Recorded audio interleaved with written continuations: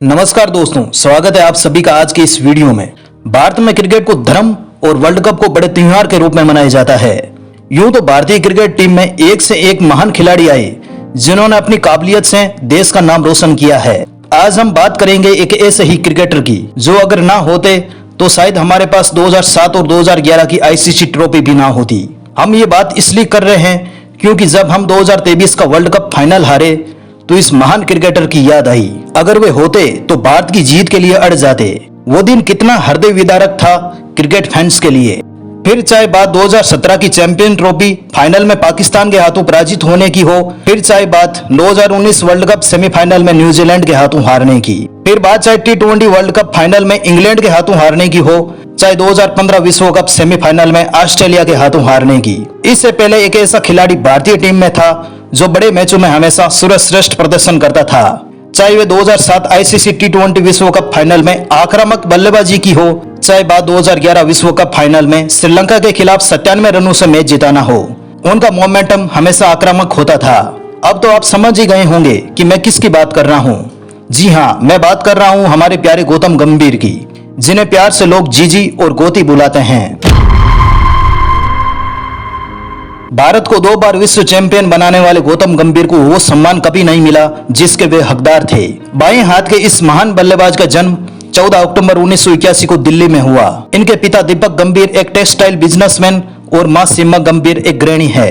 आपको ये जानकर हैरानी होगी, जब गौतम 18 दिन के हुए तब इनके दादा और दादी इन्हें अपने साथ ले गए और इन्होंने ही इनका पालन पोषण किया।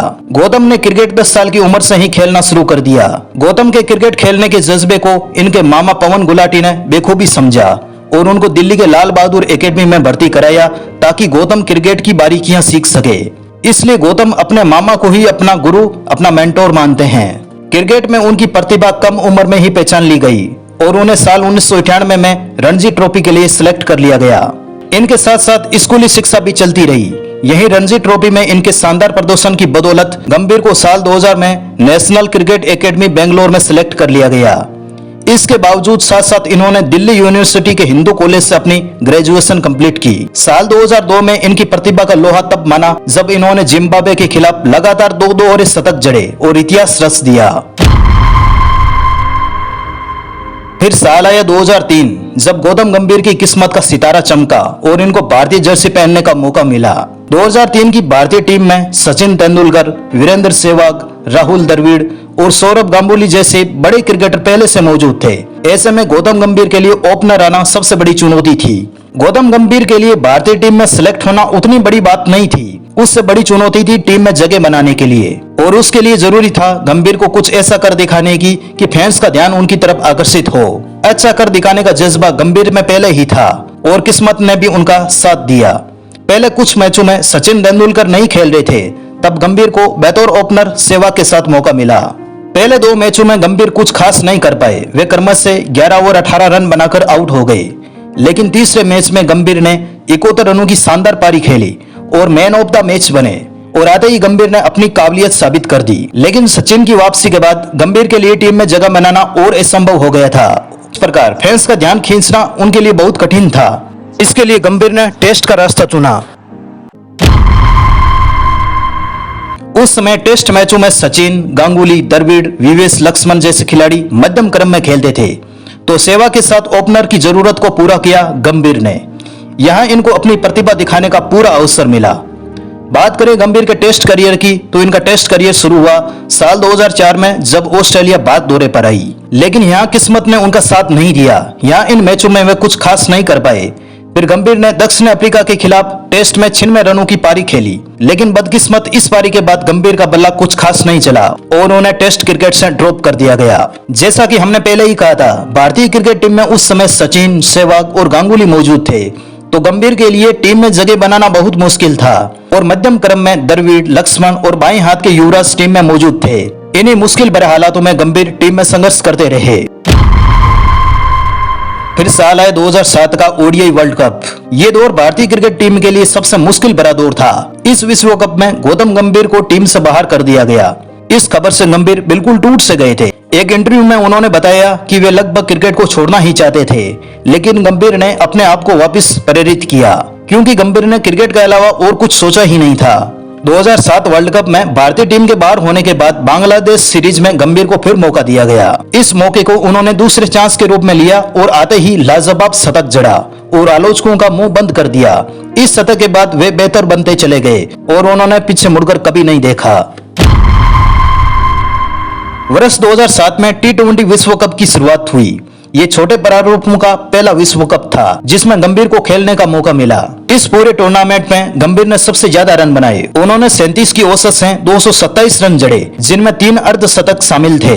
फाइनल में पाकिस्तान के खिलाफ गंभीर ने तेज 54 गेंदों पर 75 रनों की पारी खेली और भारत को पहला T20 विश्व कप विजेता बनाया। ये वही विश्व कप था जिसके बाद भारत का दबदबा और ऑस्ट्रेलिया की बादशाहत खत्म होने लगी थी। फिर आया भारतीय क्रिकेट टीम का गोल्डन पीरियड, साल 2011 विश्व कप।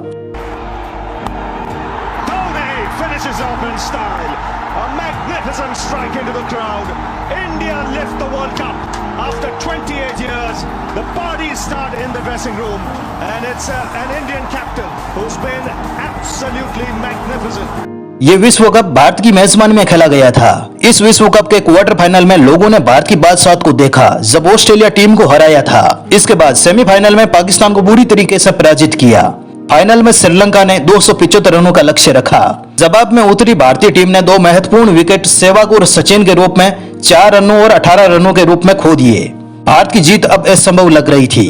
तब मैदान में एंट्री हुई गौतम गंभीर की। पहले गौतम गंभीर ने कोहली के साथ धीमी साझेदारी प्रारंभ की। बाद में जब वे जम गए तो उन्होंने श्रीलंकन क्रिकेटरों को मैदान के हर कोने में दौड़ाया और 97 रनों की महान पारी खेलकर आउट हुए, जिसकी बदौलत भारत दूसरी बार विश्व विजेता बना। मैं दावे के साथ कह सकता हूं कि वे गंभीर ही थे जिन्होंने मुरलीधरन और मलिंगा जैसे घातक गेंदबाजों के जबड़े से जीत छीन लाए। लेकिन अफसोस, गंभीर को वो सम्मान कभी नहीं मिला जिसके वे हकदार थे। गौतम गंभीर की पसीने और रेत से लथपथ टी शर्ट चीख चीख के गवाही देती रही कि मैच के असली हीरो गंभीर ही थे। आप तस्वीर में इस टी शर्ट को देख सकते हो। ये वही टी शर्ट है जिन्हें पहनकर गंभीर ने फाइनल विश्व कप खेला था। एक इंटरव्यू में गंभीर ने कहा कि इस टी शर्ट को उन्होंने अभी तक नहीं धोया है, बल्कि फ्रेम में लगाकर अपने घर में टांग रखा है। इस महान पारी के बाद गंभीर को हमेशा अनदेखा किया गया, जो बड़े मैचों के हीरो थे। गंभीर और युवराज 2 ही ऐसे खिलाड़ी हुए जिन्हें 2011 विश्व कप ट्रॉफी का श्रेय दिया जा सकता है। कि मीडिया ने उतनी उनकी तारीफ नहीं करी जितनी बाकियों की करी। शायद 2 वर्ल्ड कप अगर किसी ने जिताए हो वो युवराज सिंह थे। मुझे लगता है कि वाइट बॉल क्रिकेट के सबसे बेहतरीन बल्लेबाज हिंदुस्तान की हिस्ट्री में अगर कोई हुए हैं तो वो युवराज सिंह हुए। भारतीय टीम 2011 के बाद आज तक गंभीर जैसे योद्धा के लिए तरस रही है। भले ही हम 10 मैच लगातार जीते हों, लेकिन फाइनल के दबाव को झेलने वाला कोई था तो वो गौतम गंभीर ही था। बात करें गंभीर के टेस्ट करियर की तो उन्होंने 58 टेस्ट मैचों में 41.95 की औसत से 4154 रन बनाए हैं, जिनमें 9 शतक और 22 अर्धशतक शामिल हैं। कौन भूल सकता है उनकी न्यूजीलैंड के खिलाफ नेवियर में खेली गई 137 रनों की पारी, जिसमें गंभीर ने 422 गेंदें खेलकर भारत की जीत के लिए अड़ गए। इस मैच के बाद सहवाग ने उनको द्रविड़ के बाद दूसरी दीवार कहा। इसी बीच 6 मैचों में उन्होंने टेस्ट की कप्तानी भी की। बात करें गंभीर के वनडे करियर की तो गंभीर ने 147 मैचों में 39.68 की औसत से 11 शतक और 34 अर्धशतक की मदद से 5238 रन बनाए हैं। गंभीर ने T20 मैचों में भी शानदार प्रदर्शन किया है। उन्होंने 37 मैचों में 932 रन बनाए। बात करें गंभीर के IPL करियर की तो गंभीर ने कोलकाता नाइट राइडर्स की कप्तानी भी की और 2 बार टीम को चैंपियन बनाया। गंभीर का विवादों से गहरा नाता रहा है, लेकिन ये विवाद नहीं बल्कि सच कहा जाए तो गंभीर कभी दबाव में नहीं रहे। चाहे सामने विपक्ष टीम हो चाहे टीम मैनेजमेंट, वे हमेशा बेबाक बोलते हैं। उन्होंने एक इंटरव्यू में कहा कि आपके पास कितने शतक है, कितने रन है, ये कोई मायने नहीं रखता, बल्कि मायने ये रखता है कि आपके पास कितनी ट्रॉफी है। लोगों ने इस बयान को कोहली के साथ जोड़ा क्योंकि कोहली की कप्तानी में भारत कोई ट्रॉफी नहीं जीत पाया। विवादों की बात करें तो गंभीर ने धोनी की कप्तानी पर सवाल उठाए क्योंकि धोनी ने 2012 सीरीज के दौरान सचिन, सहवाग और गंभीर को टीम से बाहर करवा दिया था। इन्हीं कुछ विवादों की वजह से गंभीर का करियर दांव पर लग गया और ठीक वैसा ही हुआ जब साल 2016 में उनको टीम से बाहर कर दिया गया। आखिरकार 3 दिसंबर 2018 को गंभीर ने क्रिकेट को हमेशा के लिए अलविदा कह दिया। गंभीर ने राजनीति में हाथ आजमाया और 2019 में दिल्ली से सांसद बने। गंभीर जितने महान खिलाड़ी हैं उतने नेक दिल इंसान भी है। वे एक रुपए में दिल्ली में रोज 1500 लोगों को खाना खिलाते हैं और उसके लिए पैसे जुटाते हैं क्रिकेट में कमेंट्री करके। आपको गौतम गंभीर के जीवन के बारे में ये जानकारी कैसी लगी, कमेंट बॉक्स में अपनी राय जरूर दीजिए। हमारे चैनल को सब्सक्राइब कीजिए। मिलते हैं किसी नई वीडियो में नए टॉपिक के साथ। तब तक के लिए जय हिंद, जय भारत।